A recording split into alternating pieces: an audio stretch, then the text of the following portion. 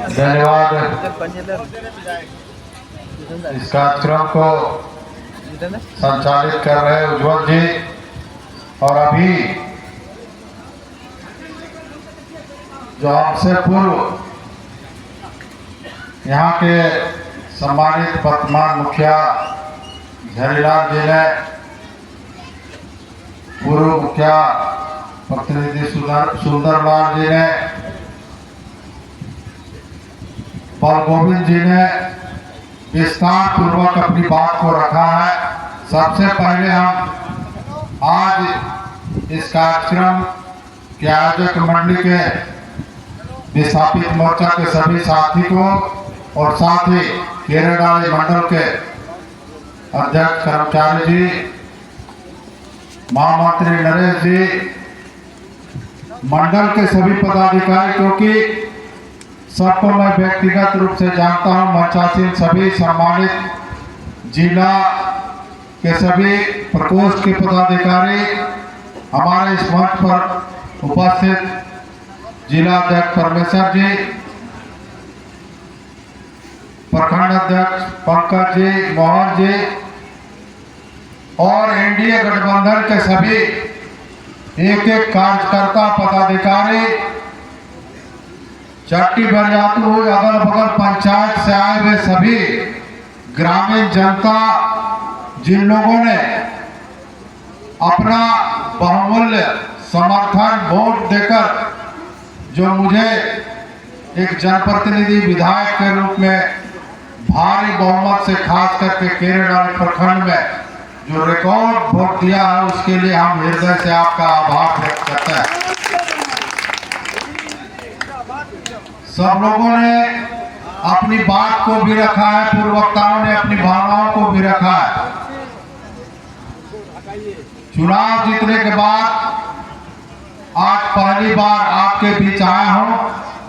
आपने जो सम्मान दिया है उसके लिए हम आपको हृदय से आभार व्यक्त करते हैं। और जो समस्याएं रखी गई हैं, एक एक समस्याओं को व्यक्तिगत रूप से, क्योंकि जिस समय इस क्षेत्र में हमने राजनीति की शुरुआत की थी, उस समय इस तरह का यहाँ समस्या नहीं था, विस्थापन शुरुआत नहीं हुआ था। लगातार हम चुनाव लड़े, परिणाम विपरीत के बावजूद भी लोगों के बीच हम हमेशा जुड़े रहे। इसलिए इस क्षेत्र के एक एक समस्याओं को हम व्यक्तिगत रूप से जानते हैं और एक एक व्यक्ति को भी जानते हैं, यहाँ के लोगों की भावनाओं को भी जानते हैं। आज जो बातें कही गई कंपनी के विषय में, एनटीपीसी के विषय में, दुख होता है एक प्रतिनिधि के रूप में आपके बीच उपस्थित हो। संवैधानिक तरीके से संविधान में जो अधिकार दिया गया है, यहाँ के लोग विस्थापितों के लिए जो नियम कानून बनाया गया है, यह कंपनी जो खोलने से पहले जो वादा की थी, एक भी आज वादा पूरा नहीं कर रही है। ये बड़ी दुर्भाग्य की बात है। मुझे याद है कि जब खुल रहा था यहाँ के कंपनी को, यहाँ के ग्रामीणों ने, बहुत लोगों ने स्वागत भी किया था ये इस उम्मीद से, क्योंकि कंपनी आकर वादा की थी कि एक एक समस्या का समाधान करेंगे। आप लोकसभा चुनाव में भी इस क्षेत्र में रिकॉर्ड वोट से जनप्रतिनिधि के रूप में सम्मानित लोकप्रिय सांसद मनीष जायसवाल जी को भी आप भारी बहुमत से जिताए हैं और उसके तुरंत बाद चुनाव हुआ, आप एक विधायक के रूप में हमको जिताए। निश्चित रूप से सांसद जी भी आपकी एक एक समस्याओं को जानते हैं, हम भी जानते हैं। चुनाव जीतने के बाद हमारे पास यदि कंपनी नहीं सुनता है तो मेरे पास एक ही रास्ता है कि आप लोगों के साथ जितने भी, चाहे किसी भी दल में है, भारतीय जनता पार्टी, आजसू एनडीए गठबंधन या किसी भी दल में है, विस्थापितों के हक के लड़ाई के लिए एक प्रतिनिधि के रूप में हम हमेशा 24 घंटा लड़ाई लड़ने के लिए तैयार हैं। आज कंपनी को इस मंच के माध्यम से चेतावनी भी देना चाहते हैं कंपनी बोलता कुछ है और करता कुछ है। इसलिए हम सभी लोगों से अपील करेंगे कि मांगने से आपकी आवाज को हम उनके तक पहुंचाएंगे और फरवरी में सदन में जो विधानसभा होने जा रहा है, यहाँ के विस्थापितों की एक एक आवाज को हम यहाँ आपने जो हमको अधिकार दिया है पूरे ताकत के साथ हम सदन में रखने का काम करेंगे। लेकिन उसके बाद भी यदि बात नहीं बनेगी तो लड़ाई के लिए भी सबको तैयार रहना होगा। तैयार है ना सबको? जितने लोग हैं और जितने मेरे साथ बैठे हैं, हम समझते हैं कि आप लोग मेरे साथ खड़ा हो जाएगा तो एक पत्ता भी किसी कंपनी का नहीं हिल सकता है। एकदम आप लोग तैयार रहिए। और आज इस मंच के माध्यम से चेतावनी देते हैं, क्योंकि रोज मेरे पास फोन जाता है कि जबरदस्ती मेरे घर के तरफ ब्लास्टिंग तो घर गिरा दे रहा है। अरे आप जो नियम यहाँ को मानते हैं, यहाँ के लोगों के धैर्य को सलाम करते हैं कि यहाँ के लोग नियम के तहत मांग रहे हैं, धैर्य के साथ बर्दाश्त किए हुए हैं। लेकिन बर्दाश्त की भी सीमा होती है। कौन कंपनी? विजया, ऋत्विक और उधर विजया है और उधर त्रिवेणी सैनिक है। रोज रोज सैकड़ों लोगों का फोन जाता है कि आज जबरदस्ती कर रहा है। सांसद महोदय से भी बात हुआ है और आज हम आपके बीच चुनाव जीतने के बाद आए हैं। कंपनी आज इस मंच के माध्यम से सुन ले कि हम लोग संवैधानिक तरीके से अपनी बात को रख रहे हैं, लिखित रूप से आपको दे रहे हैं। एनटीपीसी जो यहाँ का जीएम है, प्रबंधन है या एमडीओ जिसको यहाँ दिया गया है, यदि जबरदस्ती काम करेगा तो हम लोग पूरे कंपनी का काम को बंद कर देंगे। तैयार है ना?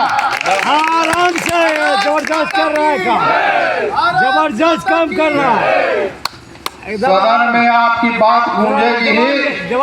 कानूनी लड़ाई के लिए भी हम जरूरत होगा तो कानूनी लड़ाई के लिए भी हम हमेशा, चाहे court, high court, supreme court में भी यदि किसी भी तरह का अधिकार के लिए जाना पड़ेगा तो हम उसके लिए भी तैयार हैं। लेकिन जब तक आप जमीन पर नहीं लड़िएगा तो ये बाहरी गूंगी कंपनी जो है ना नहीं सुनने वाली है। इसलिए हम आपसे अपील करने आए हैं, खास करके भारतीय जनता पार्टी एनडीए गठबंधन के साथियों, जितने भी यहाँ इस क्षेत्र के विस्थापित लोग चाहे किसी भी राजनीतिक दल में है, सामूहिक रूप से एक होकर जब हम लोग का मांग एक है, सोच एक है, तो एकता भी जरूरी है। जरूरी है कि नहीं?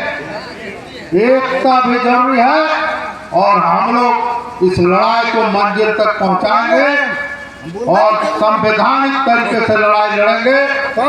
और हम लोग आज जो मांग पत्र दिया गया है, इस मांग पत्र को आज हम बताना चाहते हैं कि हम दिल्ली गए थे। यहाँ के लोगों के द्वारा जो मांग हमको दिया गया था, वहाँ हम देश के कोयला राज्य मंत्री के ऑफिस में गए थे और इन सभी मांगों को अपने विधायक के लेटर पैड में लिख कर दिए हैं और उन्होंने भी आश्वासन दिया है कि आपने जो हमको मांग दिया है, हम एनटीपीसी के उच्च अधिकारियों के साथ आप लोगों के साथ वार्ता करेंगे और एक एक समस्या का समाधान करेंगे।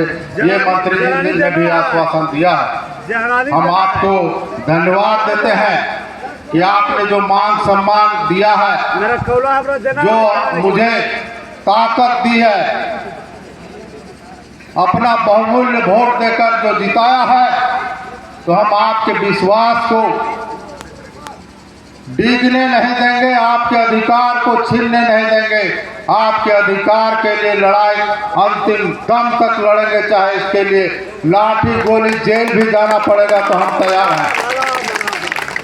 इसलिए हम खास करके जो यहाँ प्रतिनिधि हैं या जो सामाजिक रूप से, राजनीतिक रूप से आगे प्रतिनिधित्व करते हैं, आपका भी नैतिक दायित्व है कि इस लड़ाई में हम लोग एक साथ सामूहिक रूप से लड़ेंगे, क्योंकि सबका सामूहिक मांग है और एक मांग है, एक सोच है। इसलिए हम लोग सब मिलजुल कर इस लड़ाई को लड़ेंगे और यहाँ के एक एक विस्थापितों के हक अधिकार को दिलाने का काम करेंगे।